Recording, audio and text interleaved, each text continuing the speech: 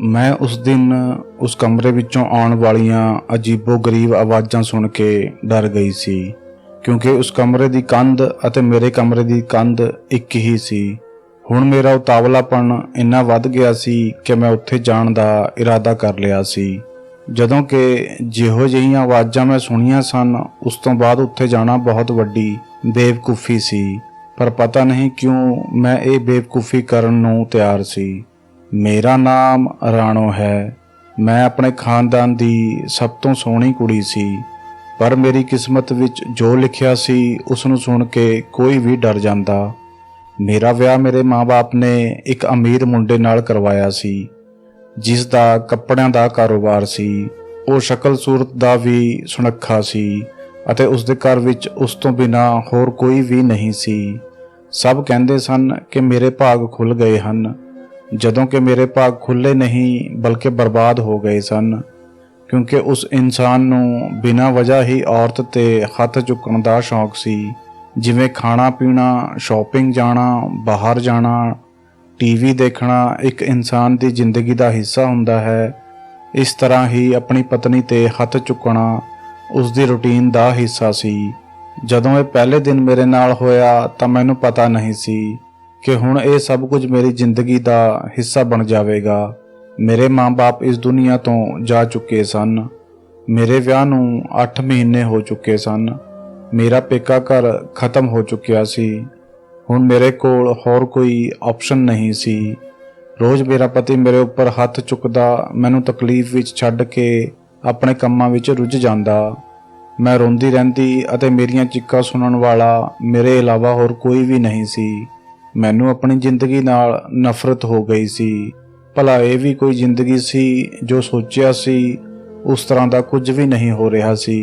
जदों मेरा विआह होया सी उस वेले मेरी उम्र बहुत घट सी, पर हुण मैनू अजिहा लगदा सी कि मैं कई सालां दी जिंदगी गुजार लई सी। उस आदमी नाल कोई भी गल करदी तां उसका जवाब अजिहा हुंदा जिवें कि वो इस दुनिया का सब तो चंगा पति है। शायद उसनों ये नहीं पता सी कि वो की कर रहा है। वो इस बारे विच गल ही नहीं करदा सी। मैं उसनों साफ अते सीधे शब्दां विच कहंदी कि तू मेरे नाल अजिहा क्यों करदा है, तां वो कहंदा अज आपां किते बाहर जावांगे, मैं तेरे नाल वक्त गुजारना चाहुंदा हां, तू दस शॉपिंग करनी है तां आपां उत्थे भी चलांगे। मैं गुस्से विच बोलदी कुलवंत मैं इस जिंदगी तो तंग आ चुकी हाँ। तां वो कहंदा तू मेरी इन्नी चंगी पत्नी है, तैनू की हो गया है, तू तां इन्नी खुशकिस्मत है, मैं तेरा किन्ना ख्याल रखदा हाँ। भला होर कोई अपनी पत्नी दा इन्ना ख्याल रखदा है जिन्ना मैं रख रहा हाँ। मैं इस जिंदगी तो भज जाना चाहुंदी सी, पर मेरे कोल जाण लई कोई जगह नहीं सी। मैं अपनी जिंदगी दे 7 साल इस आदमी नाल बर्बाद कर दिते सन। उस तो बाद आखिर वो खुद ही इस दुनिया तो चला गया अते मैं इकल्ली रह गई।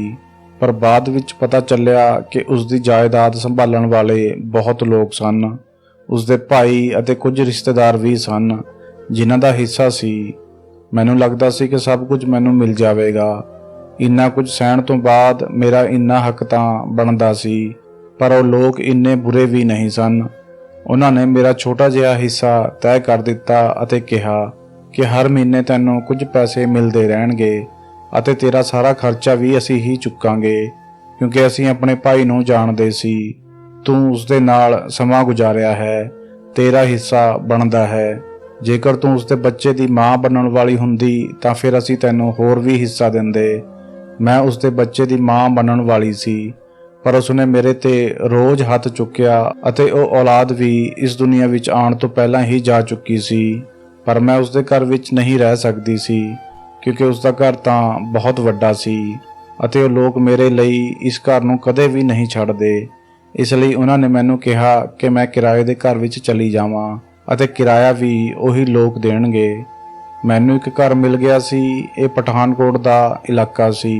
मैनूं छत ते एक फ्लैट मिल गया जो कि बहुत ही छोटा सी, पर मैं इकल्ली सी, इसलिए मैनूं ये जगह पसंद आ गई अते मैं इत्थे ही रहन लगी। इसे जगह दे नाल एक मसाज सेंटर भी बनया होया सी।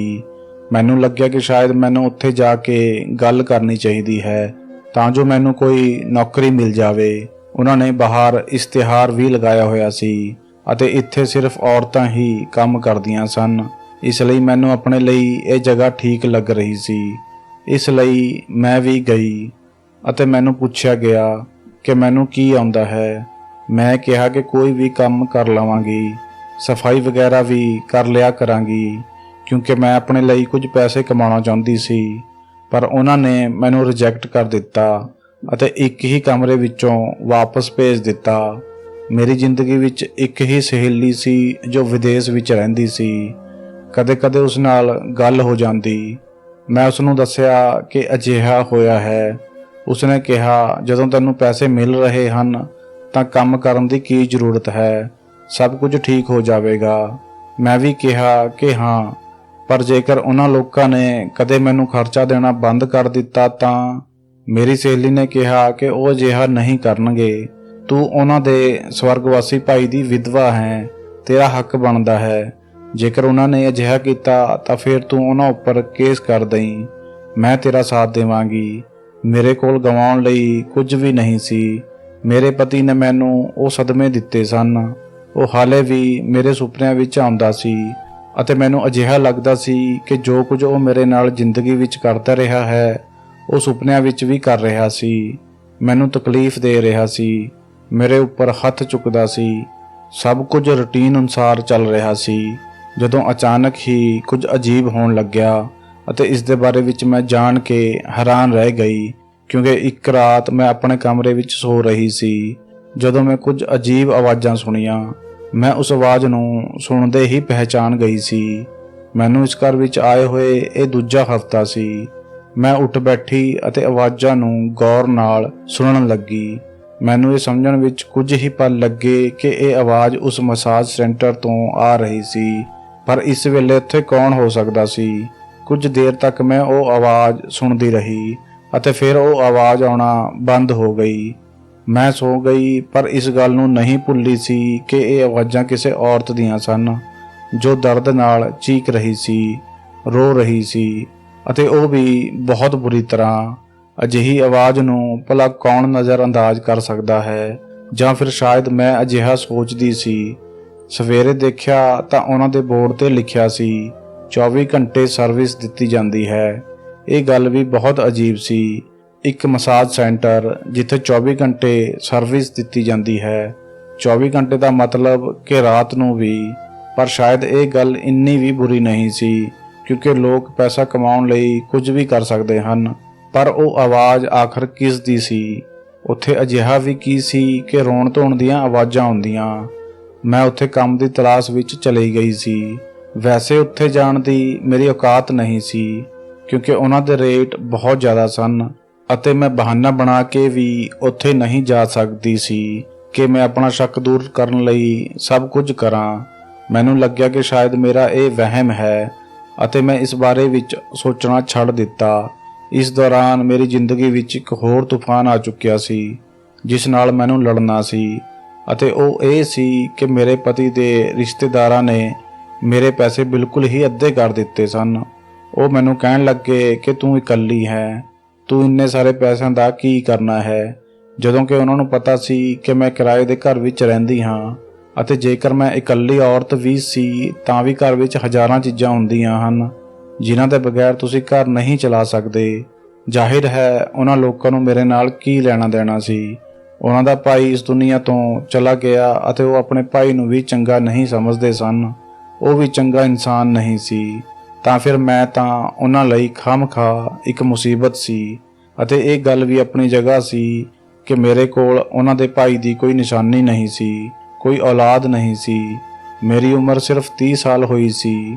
ਸਭ ਕਹਿੰਦੇ ਸਨ ਕਿ ਮੈਂ ਦੂਜਾ ਵਿਆਹ ਕਰ ਲਵਾਂ, ਪਰ ਉਹਨਾਂ ਦਾ ਕਹਿਣਾ ਸੀ ਕਿ ਜੇਕਰ ਤੂੰ ਦੂਜਾ ਵਿਆਹ ਕਰ ਲਿਆ ਤਾਂ ਫਿਰ ਅਸੀਂ ਤੈਨੂੰ 1 ਰੁਪਈਆ ਵੀ ਦੇਣ ਲਈ ਜ਼ਿੰਮੇਵਾਰ ਨਹੀਂ ਹੋਵਾਂਗੇ। ਉਹਨਾਂ ਦੀ ਗੱਲ ਵੀ ਜਾਇਜ਼ ਸੀ। ਫਿਰ ਆਖਰ ਉਹ ਕਿਸ ਹੱਕ ਨਾਲ ਮੈਨੂੰ ਪੈਸੇ ਭੇਜਿਆ ਕਰਦੇ? ਮੈਂ ਉਹਨਾਂ ਦੀਆਂ ਮਿੰਨਤਾਂ ਕੀਤੀਆਂ ਕਿ ਮੇਰੇ ਨਾਲ ਅਜਿਹਾ ਨਾ ਕਰੋ। ਉਹਨਾਂ ਲੋਕਾਂ ਨੇ ਇਸ ਗੱਲ ਨੂੰ ਇੱਥੇ ਹੀ ਖਤਮ ਕਰ ਦਿੱਤਾ। ਪਰ ਅਗਲੇ ਮਹੀਨੇ ਜਦੋਂ ਪੈਸੇ ਆਏ ਤਾਂ ਉਹ ਬਹੁਤ ਹੀ ਘੱਟ ਸਨ। ਇਸ ਦਾ ਮਤਲਬ ਕਿ ਉਹ ਇਸ ਗੱਲ ਤੇ ਰਾਜ਼ੀ ਹੋਏ ਸੀ ਕਿ ਜੋ ਸਾਡਾ ਦਿਲ ਕਰੇਗਾ ਅਸੀਂ ਭੇਜ ਦੇਵਾਂਗੇ। ਅਤੇ ਤੈਨੂੰ ਜ਼ਿਆਦਾ ਬੋਲਣ ਦੀ ਜ਼ਰੂਰਤ ਨਹੀਂ ਹੈ। ਮੈਂ ਆਪਣੀ ਜ਼ਿੰਦਗੀ ਵਿੱਚ ਬਹੁਤ ਪਰੇਸ਼ਾਨ ਸੀ, ਜਦੋਂ ਕਿ ਅੱਜ ਰਾਤ ਫਿਰ ਮੈਨੂੰ ਉਹ ਆਵਾਜ਼ ਆਈ। ਦਰਅਸਲ ਮੈਨੂੰ ਉਹ ਆਵਾਜ਼ ਆਪਣੀ ਆਵਾਜ਼ ਵਰਗੀ ਲੱਗਦੀ ਸੀ। ਮੈਂ ਵੀ ਇਸੇ ਤਰ੍ਹਾਂ ਜ਼ੋਰ-ਜ਼ੋਰ ਨਾਲ ਚੀਕਿਆ ਕਰਦੀ ਸੀ, ਪਰ ਕੋਈ ਵੀ ਮੇਰੀ ਮਦਦ ਕਰਨ ਨੂੰ ਨਹੀਂ ਆਉਂਦਾ ਸੀ। ਇਸ ਦੌਰਾਨ ਮੇਰੇ ਨੀਚੇ ਵਾਲੇ ਫਲੈਟ ਵਿੱਚ ਜੋ ਔਰਤ ਰਹਿੰਦੀ ਸੀ, ਉਸ ਦੇ ਨਾਲ ਮੇਰੀ ਥੋੜ੍ਹੀ ਜਿਹੀ ਗੱਲਬਾਤ ਹੋਈ। ਉਸ ਦਾ ਪਤੀ ਮਿਹਨਤ ਮਜ਼ਦੂਰੀ ਕਰਦਾ ਸੀ, ਪਰ ਉਸ ਦੇ ਘਰ ਵਿੱਚ ਹਰ ਚੀਜ਼ ਸੀ। ਮੈਂ ਹੈਰਾਨ ਸੀ ਕਿ ਇੰਨੇ ਸਾਰੇ ਪੈਸੇ ਕਿੱਥੋਂ ਆਉਂਦੇ ਹਨ। ਮੈਂ 2 ਵਾਰ ਉਸ ਦੇ ਘਰ ਜਾ ਚੁੱਕੀ ਸੀ ਅਤੇ ਉਸ ਦੇ ਘਰ ਵਿੱਚ ਚੀਜ਼ਾਂ ਨੂੰ ਦੇਖ ਕੇ ਹੈਰਾਨ ਹੁੰਦੀ ਸੀ। ਮੈਂ ਜਾਂਦੀ ਤਾਂ ਉਹ ਦਿਲ ਖੋਲ੍ਹ ਕੇ ਮੇਰੇ ਲਈ ਵਧੀਆ ਖਾਣ ਪੀਣ ਦੀਆਂ ਚੀਜ਼ਾਂ ਬਣਾਉਂਦੀ। ਉਸ ਦੇ ਘਰ ਤੋਂ ਜਦੋਂ ਵੀ ਕੋਈ ਚੀਜ਼ ਮੇਰੇ ਘਰ ਆਉਂਦੀ ਤਾਂ ਉਹ ਬਹੁਤ ਵਧੀਆ ਅਤੇ ਬਾਹਰ ਦੀ ਚੀਜ਼ ਹੀ ਹੁੰਦੀ ਸੀ। ਉਸ ਦੇ ਘਰ ਵਿੱਚ ਸ਼ਾਇਦ ਰੋਟੀ ਬਣਦੀ ਹੀ ਨਹੀਂ ਸੀ ਅਤੇ ਮੈਂ ਇਕੱਲੀ ਆਪਣੇ ਲਈ ਕੀ ਬਣਾਉਂਦੀ। ਇੱਕ ਦਿਨ ਸਬਜ਼ੀ ਬਣਾਉਂਦੀ, 4 ਦਿਨ ਉਸੇ ਨੂੰ ਖਾ ਲਿਆ ਕਰਦੀ ਸੀ। ਇੱਕ ਦਿਨ ਮੈਂ ਉਸ ਨੂੰ ਪੁੱਛ ਲਿਆ ਕਿ ਰੱਬ ਤੇਰੇ ਪਤੀ ਦਾ ਰੋਜ਼ਗਾਰ ਵਧਾਵੇ। ਤੇਰਾ ਪਤੀ ਤਾਂ ਮਿਹਨਤ ਮਜ਼ਦੂਰੀ ਕਰਦਾ ਹੈ, ਪਰ ਤੇਰੇ ਘਰ ਦੇ ਹਾਲਾਤ ਬਹੁਤ ਚੰਗੇ ਹਨ। ਉਸਨੇ ਕਿਹਾ ਕਿ ਮੇਰੇ ਘਰ ਦੇ ਹਾਲਾਤ ਮੇਰੇ ਪਤੀ ਕਰਕੇ ਚੰਗੇ ਨਹੀਂ ਹਨ, ਸਭ ਕੁਝ ਮੈਂ ਕਰਦੀ ਹਾਂ। ਮੈਂ ਕਿਹਾ ਕਿ ਤੂੰ ਕੋਈ ਨੌਕਰੀ ਕਰਦੀ ਹੈ? ਉਸਨੇ ਕਿਹਾ ਕਿ ਨਹੀਂ, ਮੈਂ ਤਾਂ ਕੋਈ ਨੌਕਰੀ ਨਹੀਂ ਕਰਦੀ। ਮੈਂ ਕਿਹਾ ਤਾਂ ਫਿਰ ਤੇਰੇ ਕੋਲ ਪੈਸੇ ਕਿੱਥੋਂ ਆਉਂਦੇ ਹਨ? ਉਸਨੇ ਕਿਹਾ ਕਿ ਦੇਖ, ਤੂੰ ਮੇਰੀ ਸਹੇਲੀ ਹੈ, ਮੈਂ ਤੈਨੂੰ ਸਾਫ਼-ਸਾਫ਼ ਦੱਸ ਦਿੰਦੀ ਹਾਂ ਕਿ ਮੈਂ ਕੋਈ ਨੌਕਰੀ ਨਹੀਂ ਕਰਦੀ। ਮੇਰੇ ਕੋਲ ਪੈਸੇ ਆ ਜਾਂਦੇ ਹਨ ਅਤੇ ਜੇਕਰ ਤੈਨੂੰ ਵੀ ਪੈਸਿਆਂ ਦੀ ਜ਼ਰੂਰਤ ਹੋਵੇ ਤਾਂ ਤੂੰ ਵੀ ਇਹ ਕੰਮ ਕਰ ਸਕਦੀ ਹੈ। ਮੈਂ ਕਿਹਾ ਕਿ ਕਿਹੜਾ ਕੰਮ? ਉਸਨੇ ਕਿਹਾ ਕਿ ਮਸਾਜ ਸੈਂਟਰ ਦੇ ਬਾਰੇ ਵਿੱਚ ਜਾਣਦੀ ਹੈ, ਜੋ ਨੀਚੇ ਬਣਿਆ ਹੋਇਆ ਹੈ। ਮੈਂ ਕਿਹਾ ਕਿ ਹਾਂ, ਜਾਣਦੀ ਹਾਂ। ਉਸਨੇ ਕਿਹਾ ਕਿ ਬਸ ਉੱਥੋਂ ਹੀ ਮੈਨੂੰ ਪੈਸੇ ਆਉਂਦੇ ਹਨ। ਮੈਂ ਕਿਹਾ ਕਿ ਕੀ ਤੂੰ ਉੱਥੇ ਕੰਮ ਕਰਦੀ ਹੈ? ਕਿਉਂਕਿ ਮੈਂ ਵੀ ਉੱਥੇ ਕੰਮ ਕਰਨ ਗਈ ਸੀ, ਪਰ ਮੈਨੂੰ ਉੱਥੇ ਕੋਈ ਨੌਕਰੀ ਨਹੀਂ ਮਿਲੀ। ਉਸਨੇ ਕਿਹਾ ਕਿ ਮੈਂ ਕੰਮ ਨਹੀਂ ਕਰਦੀ ਹਾਂ, ਪਰ ਮੈਂ ਬਹੁਤ ਬਹਾਦਰ ਹਾਂ, ਇਸੇ ਗੱਲ ਦੇ ਪੈਸੇ ਮਿਲਦੇ ਹਨ। ਉਸਦੀ ਇਹ ਗੱਲ ਮੈਨੂੰ ਸਮਝ ਨਹੀਂ ਆਈ ਕਿ ਉਹ ਬਹੁਤ ਬਹਾਦਰ ਹੈ ਤਾਂ ਉਸ ਨੂੰ ਪੈਸੇ ਕਿਉਂ ਮਿਲਦੇ ਹਨ। ਉਸਨੇ ਮਸਾਜ ਸੈਂਟਰ ਵਾਲਿਆਂ ਦਾ ਜ਼ਿਕਰ ਹੀ ਕਿਉਂ ਕੀਤਾ? ਜਦੋਂ ਮੈਂ ਉਸਨੂੰ ਚੰਗੀ ਤਰ੍ਹਾਂ ਪੁੱਛਿਆ ਤਾਂ ਉਸਨੇ ਕਿਹਾ ਕਿ ਮੈਂ ਤੈਨੂੰ ਨਹੀਂ ਦੱਸ ਸਕਦੀ, ਮੈਨੂੰ ਮਾਫ਼ ਕਰ ਦੇ। ਪਰ ਅੱਜ ਕੱਲ੍ਹ ਦੀ ਦੁਨੀਆ ਵਿੱਚ ਆਪਣਾ ਹੱਕ ਲੈਣਾ ਪੈਂਦਾ ਹੈ ਅਤੇ ਮੈਂ ਆਪਣਾ ਹੱਕ ਲੈ ਲੈਂਦੀ ਹਾਂ। ਇਹੀ ਹੁੰਦਾ ਹੈ, ਜਾਂ ਤਾਂ ਚੰਗੇ ਤਰੀਕੇ ਨਾਲ ਜਾਂ ਫਿਰ ਬੁਰੇ ਤਰੀਕੇ ਨਾਲ। ਮੇਰੇ ਪਤੀ ਨੂੰ ਵੀ ਇਸ ਬਾਰੇ ਵਿੱਚ ਪਤਾ ਹੈ, ਪਰ ਉਹ ਕੁਝ ਨਹੀਂ ਕਹਿੰਦਾ। ਮੇਰੀ ਜਾਨ ਨੂੰ ਖਤਰਾ ਵੀ ਹੋ ਸਕਦਾ ਹੈ, ਮੇਰੇ ਲਈ ਕੋਈ ਵੱਡੀ ਮੁਸੀਬਤ ਖੜੀ ਹੋ ਸਕਦੀ ਹੈ, ਪਰ ਮੇਰੇ ਕੋਲ ਹੋਰ ਕੋਈ ਰਸਤਾ ਵੀ ਨਹੀਂ ਹੈ। ਮੇਰੇ ਬੱਚਿਆਂ ਨੇ ਸਕੂਲ ਜਾਣਾ ਸ਼ੁਰੂ ਕਰ ਦਿੱਤਾ ਅਤੇ ਮੇਰਾ ਪਤੀ ਉਹਨਾਂ ਦੀ ਪੜ੍ਹਾਈ ਦੇ ਖਿਲਾਫ ਹੈ, ਕਿਉਂਕਿ ਉਹ ਕਹਿੰਦਾ ਹੈ ਕਿ ਪੜ੍ਹਾਈ ਵਿੱਚ ਬਹੁਤ ਖਰਚ ਹੁੰਦੇ ਹਨ। ਉਸ ਦਾ ਕਹਿਣਾ ਹੈ ਕਿ ਜੇਕਰ ਤੂੰ ਖੁਦ ਉਹਨਾਂ ਦੇ ਖਰਚੇ ਚੁੱਕਣ ਲਈ ਤਿਆਰ ਹੈ ਤਾਂ ਇਹਨਾਂ ਨੂੰ ਸਕੂਲ ਭੇਜ ਦੇ, ਨਹੀਂ ਤਾਂ ਕੋਈ ਜ਼ਰੂਰਤ ਨਹੀਂ ਹੈ। ਮੈਂ ਕਿਹਾ ਕਿ ਤੇਰਾ ਪਤੀ ਤਾਂ ਬਹੁਤ ਅਜੀਬ ਹੈ। ਉਸਨੇ ਕਿਹਾ ਕਿ ਸਾਰੇ ਆਦਮੀ ਅਜੀਬ ਹੀ ਹੁੰਦੇ ਹਨ, ਔਰਤਾਂ ਨੂੰ ਅਕਲ ਹੋਣੀ ਚਾਹੀਦੀ ਹੈ, ਉਹ ਤਾਂ ਆਪਣੇ ਘਰ ਨੂੰ ਸੰਭਾਲ ਸਕਦੀਆਂ ਹਨ। ਤੂੰ ਵੀ ਆਪਣੀ ਅਕਲ ਦਾ ਇਸਤੇਮਾਲ ਕਰ। ਮੈਂ ਤੈਨੂੰ ਸਾਫ਼-ਸਾਫ਼ ਨਹੀਂ ਦੱਸ ਸਕਦੀ, ਪਰ ਸਮਝਦਾਰ ਨੂੰ ਇਸ਼ਾਰਾ ਹੀ ਕਾਫੀ ਹੁੰਦਾ ਹੈ। ਉਸ ਔਰਤ ਦਾ ਨਾਮ ਸੀਮਾ ਸੀ। ਇਹ ਉਂਝ ਤਾਂ ਬਹੁਤ ਚੰਗੀ ਔਰਤ ਸੀ, ਪਰ ਇਸਨੇ ਅੱਜ ਮੈਨੂੰ ਜਿਸ ਤਰ੍ਹਾਂ ਨਾਲ ਇਹ ਗੱਲ ਦੱਸੀ, ਉਸਨੇ ਮੈਨੂੰ ਹੈਰਾਨੀ ਵਿੱਚ ਪਾ ਦਿੱਤਾ ਸੀ। ਉਹ ਹਮੇਸ਼ਾ ਇਹੀ ਕਿਹਾ ਕਰਦੀ ਸੀ, ਜਦੋਂ ਮੈਨੂੰ ਗੱਲ ਦੀ ਸਮਝ ਹੀ ਨਹੀਂ ਆਉਂਦੀ ਤਾਂ ਮੈਂ ਕਿਸੇ ਨਤੀਜੇ ਤੇ ਕਿਵੇਂ ਪਹੁੰਚਦੀ। ਮੈਂ ਕਿਹਾ ਕਿ ਠੀਕ ਹੈ, ਤੂੰ ਜੋ ਵੀ ਕਰ ਰਹੀ ਹੈ, ਰੱਬ ਤੇਰੀ ਮਦਦ ਕਰੇ ਅਤੇ ਤੇਰੀ ਹਿਫਾਜ਼ਤ ਕਰੇ, ਕਿਉਂਕਿ ਤੂੰ ਇਹ ਸਭ ਕੁਝ ਆਪਣੇ ਬੱਚਿਆਂ ਲਈ ਕਰ ਰਹੀ ਹੈ। ਇੱਕ ਦਿਨ ਮੈਂ ਆਪਣੇ ਘਰ ਤੋਂ ਬਾਹਰ ਸਬਜ਼ੀ ਲੈਣ ਲਈ ਜਾ ਰਹੀ ਸੀ, ਜਦੋਂ ਮੈਂ ਇੱਕ ਕੁੜੀ ਨੂੰ ਉਸ ਮਸਾਜ ਸੈਂਟਰ ਵਿੱਚੋਂ ਬਾਹਰ ਨਿਕਲਦੇ ਹੋਏ ਦੇਖਿਆ। ਇਹ ਸਵੇਰ ਦਾ ਵੇਲਾ ਸੀ, ਗਰਮੀ ਬਹੁਤ ਹੁੰਦੀ ਸੀ, ਇਸ ਲਈ ਮੈਂ ਸਵੇਰੇ ਹੀ ਚਲੀ ਜਾਇਆ ਕਰਦੀ ਸੀ। ਉਹਨਾਂ ਨੇ ਲਿਖਿਆ ਹੋਇਆ ਸੀ ਕਿ 24 ਘੰਟੇ ਸਰਵਿਸ ਹੈ, ਇਸ ਲਈ ਇਸ ਵੇਲੇ ਇੱਥੋਂ ਇਸ ਕੁੜੀ ਦਾ ਨਿਕਲਣਾ ਕੋਈ ਜ਼ਿਆਦਾ ਅਜੀਬ ਗੱਲ ਨਹੀਂ ਸੀ। ਪਰ ਜਦੋਂ ਮੈਂ ਉਸ ਵੱਲ ਵੇਖਿਆ ਤਾਂ ਮੈਨੂੰ ਹੈਰਾਨੀ ਇਸ ਗੱਲ ਦੀ ਹੋਈ ਕਿ ਉਹ ਬਹੁਤ ਅਜੀਬ ਤਰੀਕੇ ਨਾਲ ਚੱਲ ਰਹੀ ਸੀ। ਉਸ ਕੁੜੀ ਦੀ ਉਮਰ ਸ਼ਾਇਦ 19 ਜਾਂ 20 ਸਾਲ ਹੋਵੇਗੀ। ਉਸ ਦੇ ਨਾਲ ਇੱਕ ਔਰਤ ਵੀ ਸੀ, ਜੋ ਉਸ ਦੀ ਮਾਂ ਜਾਂ ਭੈਣ ਤਾਂ ਬਿਲਕੁਲ ਵੀ ਨਹੀਂ ਲੱਗ ਰਹੀ ਸੀ। ਉਸ ਦੇ ਹੱਥ ਵਿੱਚ ਇੱਕ ਛੋਟਾ ਜਿਹਾ ਥੈਲਾ ਸੀ ਅਤੇ ਉਸਨੇ ਥਰਮਸ ਵੀ ਚੁੱਕੀ ਹੋਈ ਸੀ ਅਤੇ ਉਸ ਦੀ ਚਾਲ ਬਹੁਤ ਜ਼ਿਆਦਾ ਅਜੀਬ ਸੀ। ਅਜਿਹਾ ਲੱਗ ਰਿਹਾ ਸੀ ਕਿ ਉਹ ਬਹੁਤ ਜ਼ਿਆਦਾ ਤਕਲੀਫ ਵਿੱਚ ਹੈ। ਤਾਂ ਮੈਨੂੰ ਉਸ ਵਿੱਚੋਂ ਬਹੁਤ ਅਜੀਬ ਤਰ੍ਹਾਂ ਦੀ ਬਦਬੂ ਆਈ, ਜਿਸ ਨੂੰ ਮੈਂ ਪਹਿਚਾਣ ਨਹੀਂ ਸਕੀ। ਇਹ ਬਦਬੂ ਪਹਿਲਾਂ ਸੁੰਘੀ ਤਾਂ ਹੋਈ ਸੀ, ਪਰ ਮੈਨੂੰ ਯਾਦ ਨਹੀਂ ਆ ਰਿਹਾ ਸੀ ਕਿ ਇਹ ਬਦਬੂ ਕਿਸ ਚੀਜ਼ ਦੀ ਹੈ। ਮੈਨੂੰ ਲੱਗ ਰਿਹਾ ਸੀ ਕਿ ਇਹ ਕੋਈ ਅਜਿਹੀ ਚੀਜ਼ ਹੈ ਜਿਸ ਦੇ ਨਾਲ ਮੇਰਾ ਸੰਬੰਧ ਹੈ। ਮੈਂ ਉਸ ਨੂੰ ਪਹਿਚਾਣ ਜਾਂਦੀ। ਮੇਰੇ ਦਿਮਾਗ ਵਿੱਚ ਕੁਝ ਅਜਿਹਾ ਚੱਲ ਰਿਹਾ ਸੀ ਕਿ ਇਹ ਬਦਬੂ ਜਾਣੀ ਪਹਿਚਾਣੀ ਲੱਗ ਰਹੀ ਸੀ, ਮੈਨੂੰ ਕਿਸੇ ਜਗ੍ਹਾ ਦੀ ਯਾਦ ਦਿਵਾ ਰਹੀ ਸੀ, ਪਰ ਮੈਂ ਭੁੱਲ ਗਈ। ਉਹ ਕੁੜੀ ਉੱਥੋਂ ਚਲੀ ਗਈ। ਮੈਨੂੰ ਅਜਿਹਾ ਲੱਗਿਆ ਕਿ ਉਹ ਉਹਨਾਂ ਦੀ ਹੀ ਆਵਾਜ਼ ਹੋਵੇਗੀ, ਪਰ ਸ਼ਾਇਦ ਅਜਿਹਾ ਨਹੀਂ ਸੀ, ਕਿਉਂਕਿ ਮੈਨੂੰ ਰੋਜ਼ ਉੱਥੋਂ ਆਵਾਜ਼ਾਂ ਆਉਂਦੀਆਂ ਸਨ, ਪਰ ਰੋਜ਼ ਇੱਕ ਹੀ ਔਰਤ ਦੀ ਆਵਾਜ਼ ਨਹੀਂ ਆਉਂਦੀ ਸੀ, ਬਲਕਿ ਅਲੱਗ-ਅਲੱਗ ਔਰਤਾਂ ਦੀਆਂ ਆਵਾਜ਼ਾਂ ਆਉਂਦੀਆਂ ਸਨ। ਕਦੇ-ਕਦੇ ਅਜਿਹਾ ਹੁੰਦਾ ਕਿ 2-4 ਦਿਨ ਤੱਕ ਕੋਈ ਵੀ ਆਵਾਜ਼ ਨਹੀਂ ਆਉਂਦੀ ਸੀ, ਪਰ ਕਦੇ-ਕਦੇ ਬਹੁਤ ਹੀ ਜ਼ਿਆਦਾ ਆਵਾਜ਼ਾਂ ਆਉਂਦੀਆਂ ਸਨ। ਇੱਕ ਦਿਨ ਮੈਂ ਬਹਾਨੇ ਨਾਲ ਆਪਣੇ ਘਰ ਤੋਂ ਨਿਕਲੀ ਅਤੇ ਉਸ ਮਸਾਜ ਸੈਂਟਰ ਦੇ ਆਲੇ-ਦੁਆਲੇ ਘੁੰਮਣ ਲੱਗੀ। ਮੈਂ ਦੇਖਣਾ ਚਾਹੁੰਦੀ ਸੀ ਕਿ ਇੱਥੇ ਕਿੰਨੇ ਲੋਕ ਜਾਂਦੇ ਹਨ ਅਤੇ ਕਿਸ ਕਿਸਮ ਦੇ ਲੋਕ ਆਉਂਦੇ ਜਾਂਦੇ ਹਨ। ਇੱਥੇ ਲਿਖਿਆ ਸੀ ਕਿ ਸਿਰਫ ਔਰਤ ਹੀ ਅੰਦਰ ਜਾ ਸਕਦੀ ਹੈ, ਪਰ ਮੈਂ ਇੱਥੇ ਇੱਕ ਆਦਮੀ ਨੂੰ ਵੀ ਅੰਦਰ ਜਾਂਦੇ ਹੋਏ ਦੇਖਿਆ, ਜੋ ਕਿ ਕਿਸੇ ਔਰਤ ਦੇ ਨਾਲ ਆਇਆ ਸੀ। ਉਹ ਸ਼ਕਲ ਤੋਂ ਨਾ ਤਾਂ ਕਿਸੇ ਦਾ ਪਤੀ ਲੱਗ ਰਿਹਾ ਸੀ ਅਤੇ ਨਾ ਹੀ ਭਾਈ। ਉਹ ਇਸ ਤਰ੍ਹਾਂ ਦਾ ਲੱਗ ਰਿਹਾ ਸੀ ਜਿਵੇਂ ਕੋਈ ਵਿਗੜਿਆ ਹੋਇਆ ਮੁੰਡਾ ਹੋਵੇ, ਜਿਸ ਦਾ ਕੰਮ ਪੂਰਾ ਦਿਨ ਮੁਹੱਲੇ ਵਿੱਚ ਖੜੇ ਹੋ ਕੇ ਕੁੜੀਆਂ ਨੂੰ ਦੇਖਣਾ ਹੁੰਦਾ ਹੈ। ਮੈਂ ਇੱਕ ਦਿਨ ਸੀਮਾ ਤੋਂ ਪੁੱਛਿਆ ਕਿ ਤੈਨੂੰ ਵੀ ਚੀਕਾਂ ਦੀ ਆਵਾਜ਼ ਆਉਂਦੀ ਹੈ, ਤਾਂ ਉਹ ਮੇਰੀ ਗੱਲ ਸੁਣ ਕੇ ਜ਼ੋਰ-ਜ਼ੋਰ ਨਾਲ ਹੱਸਣ ਲੱਗੀ। ਮੈਂ ਕਿਹਾ ਕਿ ਤੂੰ ਕਿਉਂ ਹੱਸ ਰਹੀ ਹੈ? ਮੈਨੂੰ ਤਾਂ ਅਜਿਹੀਆਂ ਆਵਾਜ਼ਾਂ ਆਉਂਦੀਆਂ ਹਨ ਜਿਵੇਂ ਕੋਈ ਬਹੁਤ ਦਰਦ ਵਿੱਚ ਚੀਕਦਾ ਹੋਵੇ, ਅਤੇ ਤੂੰ ਇਸ ਗੱਲ ਤੇ ਹੱਸ ਰਹੀ ਹੈ। ਕੀ ਤੇਰੇ ਲਈ ਇਹ ਮਜ਼ਾਕ ਵਾਲੀ ਗੱਲ ਹੈ? ਉਸਨੇ ਕਿਹਾ ਕਿ ਨਹੀਂ, ਮਜ਼ਾਕ ਨਹੀਂ ਹੈ, ਅਤੇ ਅਜਿਹੀ ਤਕਲੀਫ ਕਿਸੇ ਲਈ ਵੀ ਮਜ਼ਾਕ ਨਹੀਂ ਹੋ ਸਕਦੀ। ਮੇਰੇ ਤਾਂ ਕੰਨ ਬੰਦ ਹੋ ਜਾਂਦੇ ਹਨ, ਮੈਨੂੰ ਤਾਂ ਕੁਝ ਸੁਣਦਾ ਹੀ ਨਹੀਂ। ਮੈਂ ਉਸਦੀ ਇਹ ਗੱਲ ਸੁਣ ਕੇ ਹੈਰਾਨ ਹੋ ਗਈ। ਉਹ ਅਜੀਬੋ-ਗਰੀਬ ਕਿਸਮ ਦੀਆਂ ਗੱਲਾਂ ਕਰਦੀ ਸੀ, ਅਤੇ ਜਦੋਂ ਵੀ ਅਜਿਹੀ ਗੱਲ ਕਰਦੀ ਤਾਂ ਉਸ ਦਾ ਸੰਬੰਧ ਮਸਾਜ ਸੈਂਟਰ ਨਾਲ ਹੀ ਹੁੰਦਾ। ਅੱਗੇ ਪਿੱਛੇ ਇਹ ਮੇਰੇ ਨਾਲ ਬਿਲਕੁਲ ਠੀਕ-ਠਾਕ ਗੱਲਾਂ ਕਰਦੀ। ਮੈਨੂੰ ਕਹਿਣ ਲੱਗੀ ਕਿ ਮੇਰੇ ਕੰਨ ਬੰਦ ਹੋ ਗਏ ਹਨ ਅਤੇ ਤੂੰ ਵੀ ਆਪਣੇ ਕੰਨ ਬੰਦ ਕਰ ਲੈ। ਜਦੋਂ ਤੇਰੇ ਕੰਨ ਬੰਦ ਹੋ ਜਾਣਗੇ ਤਾਂ ਤੈਨੂੰ ਬਹੁਤ ਫਾਇਦਾ ਹੋਵੇਗਾ, ਤੈਨੂੰ ਬਹੁਤ ਜ਼ਿਆਦਾ ਜ਼ਰੂਰਤ ਹੈ। ਫਿਰ ਉਸਨੇ ਕਿਹਾ ਕਿ ਇਸ ਗੱਲ ਨੂੰ ਛੱਡ ਦੇ, ਮੈਂ ਤੇਰੇ ਲਈ ਇੱਕ ਰਿਸ਼ਤਾ ਦੇਖਿਆ ਹੈ। ਮੇਰਾ ਦਿਓਰ ਹੈ, ਉਸ ਦਾ ਵਿਆਹ ਹੋਇਆ ਸੀ, ਪਰ ਉਸ ਦੀ ਪਤਨੀ ਇਸ ਦੁਨੀਆ ਵਿੱਚ ਨਹੀਂ ਹੈ। ਇੱਕ ਮੁੰਡਾ ਵੀ ਹੈ। ਜੇਕਰ ਤੂੰ ਉਸ ਨਾਲ ਵਿਆਹ ਕਰਨਾ ਚਾਹੇ ਤਾਂ। ਮੈਂ ਉਸ ਨੂੰ ਦੱਸਿਆ ਕਿ ਤੂੰ ਚੰਗੀ ਤਰ੍ਹਾਂ ਜਾਣਦੀ ਹੈ ਕਿ ਜੇਕਰ ਮੈਂ ਵਿਆਹ ਕਰ ਲਿਆ ਤਾਂ ਮੈਨੂੰ ਹਿੱਸਾ ਮਿਲਣਾ ਬੰਦ ਹੋ ਜਾਵੇਗਾ। ਉਸਨੇ ਕਿਹਾ ਕਿ ਤੈਨੂੰ ਉਸ ਹਿੱਸੇ ਦੀ ਜ਼ਰੂਰਤ ਨਹੀਂ ਪਵੇਗੀ। ਇਹ ਗੱਲ ਵੀ ਆਪਣੀ ਜਗ੍ਹਾ ਠੀਕ ਹੈ, ਪਰ ਮੇਰਾ ਦਿਓਰ ਇੰਨੇ ਜ਼ਿਆਦਾ ਪੈਸੇ ਨਹੀਂ ਕਮਾਉਂਦਾ ਹੈ। ਉਹ ਤਾਂ ਪਿੰਡ ਵਿੱਚ ਰਹਿੰਦਾ ਹੈ, ਪਰ ਤੂੰ ਉਹਨਾਂ ਨੂੰ ਨਾ ਦੱਸੀ ਕਿ ਤੂੰ ਵਿਆਹ ਕਰ ਲਿਆ। ਮੈਂ ਕਿਹਾ ਕਿ ਨਹੀਂ, ਮੈਂ ਧੋਖਾ ਨਹੀਂ ਦੇ ਸਕਦੀ। ਉਸਨੇ ਕਿਹਾ ਕਿ ਫਿਰ ਤੂੰ ਕਦੇ ਵੀ ਖੁਸ਼ ਨਹੀਂ ਰਹਿ ਸਕਦੀ। ਇਸ ਦੁਨੀਆ ਵਿੱਚ ਰਹਿਣ ਲਈ ਆਪਣੇ ਅਸੂਲਾਂ ਨੂੰ ਬਦਲਣਾ ਪੈਂਦਾ ਹੈ। ਅਸੂਲ ਤੁਹਾਡੀ ਪਲੇਟ ਵਿੱਚ ਖਾਣਾ ਬਣ ਕੇ ਨਹੀਂ ਆਉਂਦੇ। ਜਿਉਂਦੇ ਰਹਿਣ ਲਈ ਰੋਟੀ ਦੀ ਜ਼ਰੂਰਤ ਹੁੰਦੀ ਹੈ।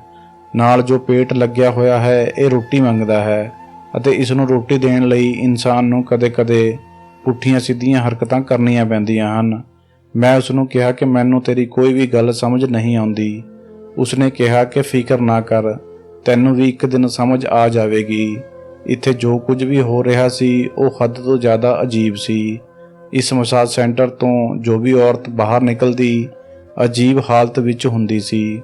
ਉਸ ਦੀ ਚਾਲ ਬਦਲੀ ਹੋਈ ਹੁੰਦੀ ਸੀ, ਅਤੇ ਕਦੇ-ਕਦੇ ਇਸ ਤਰ੍ਹਾਂ ਦੀਆਂ ਆਵਾਜ਼ਾਂ ਆਉਂਦੀਆਂ ਸਨ ਕਿ ਜਿਵੇਂ ਰੱਬ ਨਾ ਕਰੇ ਉਸ ਔਰਤ ਨਾਲ ਪਤਾ ਨਹੀਂ ਕਿਹੜਾ ਜ਼ੁਲਮ ਕੀਤਾ ਗਿਆ ਹੋਵੇ ਕਿ ਉਹ ਇੰਨੀ ਜ਼ਿਆਦਾ ਤਕਲੀਫ ਵਿੱਚ ਹੈ। ਮੈਂ ਉਸ ਨੂੰ ਕਿਹਾ ਕਿ ਮੈਂ ਤੇਰੇ ਦਿਓਰ ਨਾਲ ਵਿਆਹ ਕਰਨ ਲਈ ਤਿਆਰ ਹਾਂ। ਮੈਂ ਆਪਣੀ ਜ਼ਿੰਦਗੀ ਨੂੰ ਫਿਰ ਤੋਂ ਸ਼ੁਰੂ ਕਰਨਾ ਚਾਹੁੰਦੀ ਹਾਂ, ਪਰ ਇਸ ਤੋਂ ਪਹਿਲਾਂ ਮੈਂ ਇਹ ਸਭ ਜਾਣਨਾ ਚਾਹੁੰਦੀ ਸੀ ਕਿ ਇੱਥੇ ਕੀ ਹੋ ਰਿਹਾ ਹੈ। ਪਰ ਮੇਰੇ ਕੋਲ ਕੁਝ ਵੀ ਨਹੀਂ ਸੀ, ਇਸ ਲਈ ਮੈਂ ਸੋਚਿਆ ਕਿ ਮੈਂ ਜਾ ਕੇ ਪਤਾ ਕਰਾਂਗੀ ਤੇ ਦੇਖਾਂਗੀ ਕਿ ਇੱਥੇ ਕੀ ਹੋ ਰਿਹਾ ਹੈ। ਇਹ ਸਭ ਕੁਝ ਇੰਨਾ ਆਸਾਨ ਨਹੀਂ ਸੀ। ਮੈਨੂੰ ਪਤਾ ਨਹੀਂ ਕਿਉਂ ਉਸ ਔਰਤ ਨਾਲ ਆਪਣੇ ਦਿਲ ਦੀ ਹਰ ਗੱਲ ਕਰਨ ਦੀ ਆਦਤ ਪੈ ਗਈ ਸੀ, ਕਿਉਂਕਿ ਮੇਰੇ ਕੋਲ ਹੋਰ ਕੋਈ ਨਹੀਂ ਸੀ। ਮੈਂ ਉਸ ਨੂੰ ਇਹ ਵੀ ਦੱਸ ਦਿੱਤਾ ਕਿ ਮੈਨੂੰ ਲੱਗਦਾ ਹੈ ਕਿ ਉੱਥੇ ਕੁਝ ਬੁਰਾ ਹੋ ਰਿਹਾ ਹੈ। ਮੈਂ ਜਾ ਕੇ ਪਤਾ ਕਰਨਾ ਚਾਹੁੰਦੀ ਹਾਂ। ਉਹ ਸੁਣ ਕੇ ਹੈਰਾਨ ਹੋ ਗਈ। ਉਸਨੇ ਕਿਹਾ ਕਿ ਤੂੰ ਬਿਲਕੁਲ ਵੀ ਨਾ ਜਾਈਂ। ਮੈਂ ਕਿਹਾ ਕਿ ਕਿਉਂ? ਤਾਂ ਉਸਨੇ ਕਿਹਾ ਕਿ ਉੱਥੇ ਖਤਰਾ ਹੈ। ਮੈਂ ਕਿਹਾ ਕਿ ਕੀ ਮਤਲਬ? ਇੱਕ ਮਸਾਜ ਸੈਂਟਰ ਵਿੱਚ ਕੀ ਖਤਰਾ ਹੋ ਸਕਦਾ ਹੈ?